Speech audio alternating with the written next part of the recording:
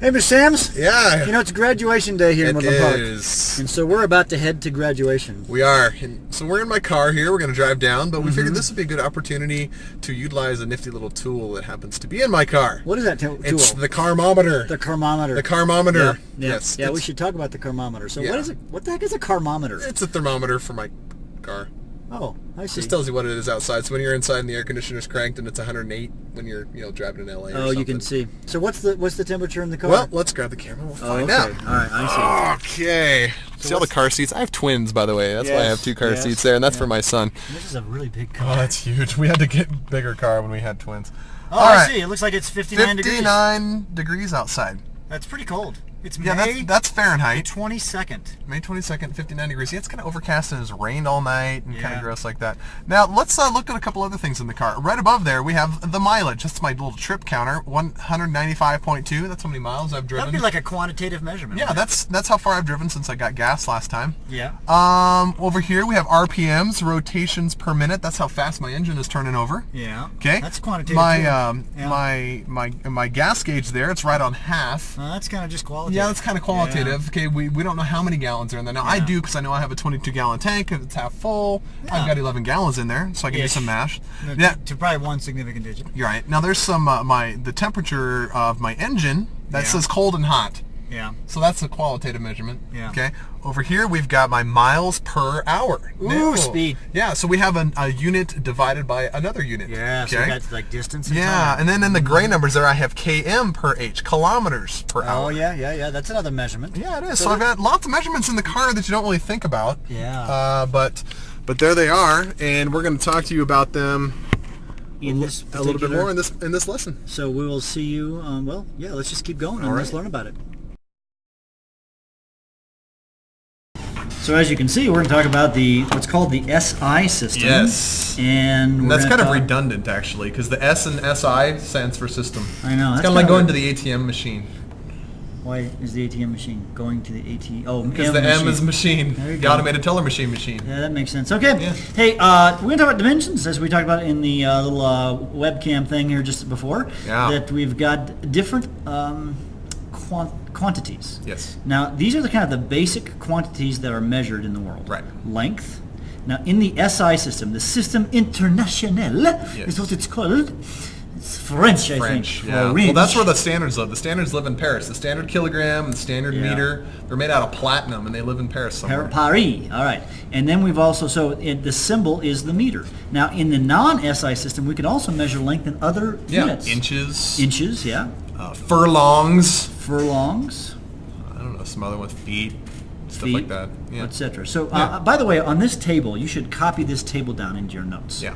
Okay, so you're probably going to hit pause a couple of times. Yep. All right, volume is an interesting one. Volume, here's volume right here. And the SI system is actually called a cubic meter. Yeah, it derives it from length. Yeah, so actually volume is a strange one. It's not considered a fundamental quantity. No, it's a complex. It's a complex one. So the actual unit is meter cubed for volume. Now, most often in chemistry land, though, we'd measure things in liters. Yeah. So liters, which is an L. So that would be an example and of a non-SI. often milliliters as well. Also milliliters, which of course symbol is little m, big L. Yep. All right. Okay. In mass, most of you this is kind of like the metric system. Maybe you learned that in elementary school or something like that. But it's a little bit different in that you've probably learned that the unit for mass is a gram. But in the SI system, the scientific system, it's actually a kilogram. Right. But we still use grams. Yes. Yeah. The other system, certainly grams is a non-SI system, and that's a G. I should say MS. Yep. Okay. Or pounds, sort of. Pounds is actually a measurement of weight versus mass, and we'll talk about the difference of that. Symbol for pounds is lb, so it's kind of weird. Yes, libras or something like that in Latin. Yeah, and so has to do with scales and being fair. Yeah. Okay. Density is grams per centimeter cubed. Yep. And that's the density. Cubic centimeter. Or cubic centimeter. Oh, there we go. And so grams per centimeter cubed. That's that's the SI now, system. You can measure density in any unit of mass over any unit of volume. How about pounds per foot cubed? There's a weird one. Perfect. So if I had 1 pound, or if I had 1 cubic foot of something, how much would it weigh? Yeah. Okay. And temperature is a weird one. It's something called the Kelvin system. Yeah. We're going to talk some more about that. You've probably heard of Celsius. Uh-huh. and that's degrees C, Yep. or you might have heard Fahrenheit. And that's degrees F. Now notice there's no degree sign in front of the K for Kelvin. Yeah. It's not degrees Kelvin, it's just Kelvin. Okay, and we've got some more time. We measure time oftentimes. The main unit is seconds, not minutes or hours. Nope. So a non-SI unit would be minutes or hours. Pressure is something called a Pascal.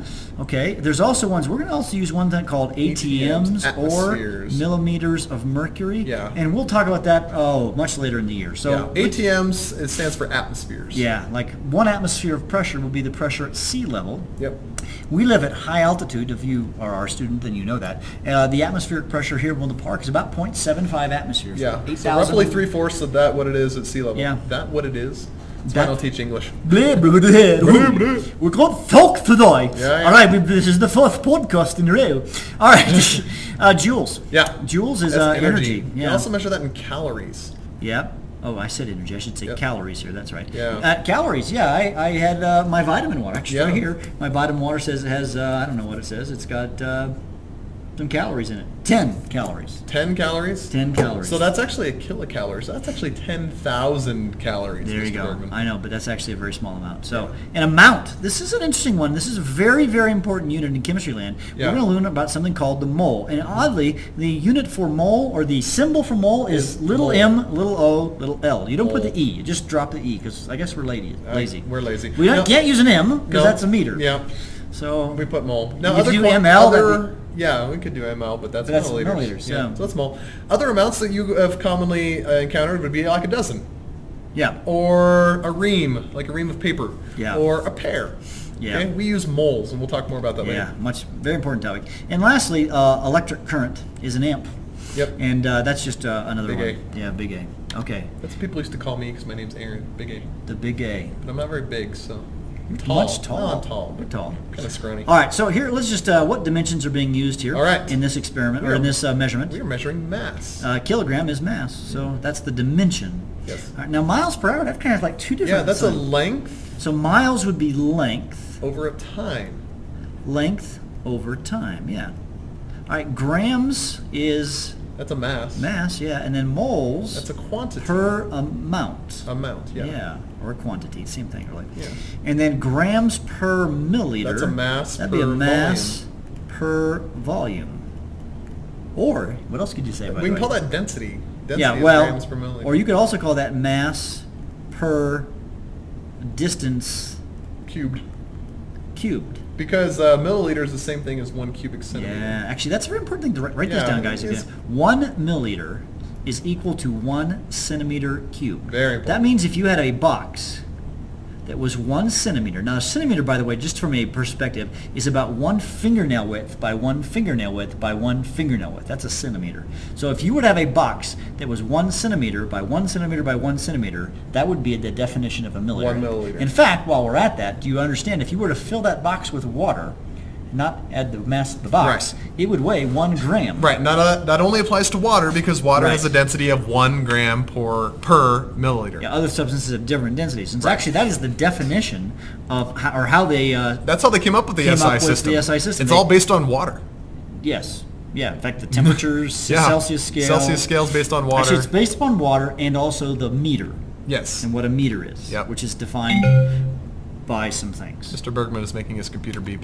Yeah. All right, temperature. Temp. We saw the temperature in the carmometer. Carmometer. I love that word. Isn't it great? The carmometer. Yeah. But we need to talk about the different kinds of temperature. Now, we really don't care much about Fahrenheit, guys. Sorry, scientists don't even use Fahrenheit. So we've got, well, the one you're familiar with is probably degrees Celsius.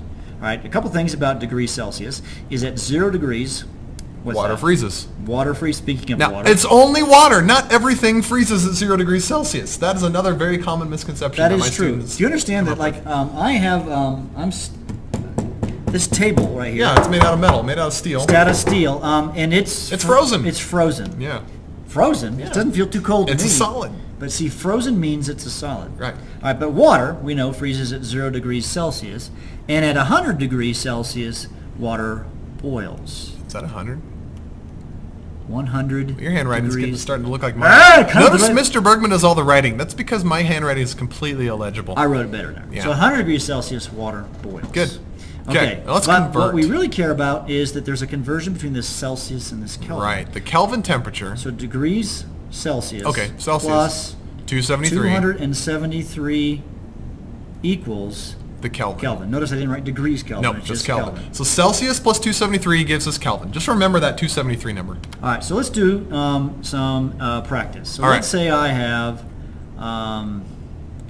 let me see. 25 degrees Celsius. 25 degrees Celsius. Pretty typical room temperature. What is that in Kelvin? Well, let's add 273. Just add 273. Now I don't even need a calculator, Mr. Sams, on that one. That's too easy. 298. 298 K.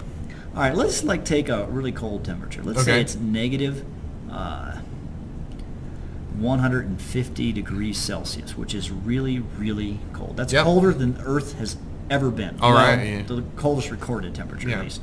We would then, of course, do what? Add 273. Add 273. And so we would then add that. We have a negative number, and we're adding 273 to it. We get 123. That'd be 123 Kelvin. Now, what if Mr. Bergman wanted me to use the calculator. I didn't need to use the calculator. Yeah, I was trying to do it in my head, too. All right, what if I have negative 273 degrees Celsius? Okay. All right, get the calculator out. I hope you don't need one. All right. We're going to add 273 to that. Right. And you get 0.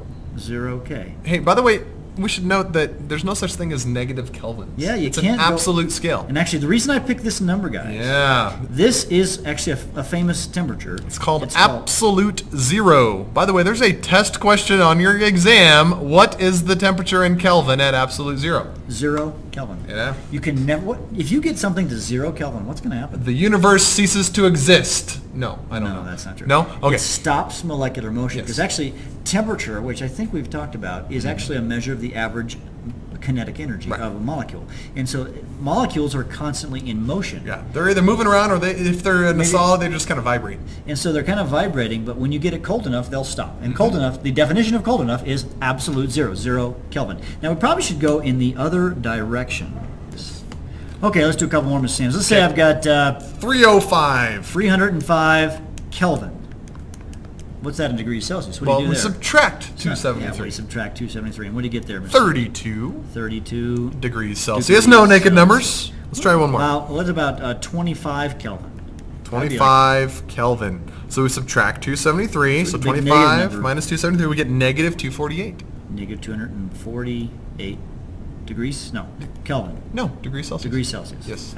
Negative 248 degrees Celsius. I'm trying to remember. Okay, so that's how we do temperature stuff. I guess we're done. Yep, enjoy. Watch that thermometer.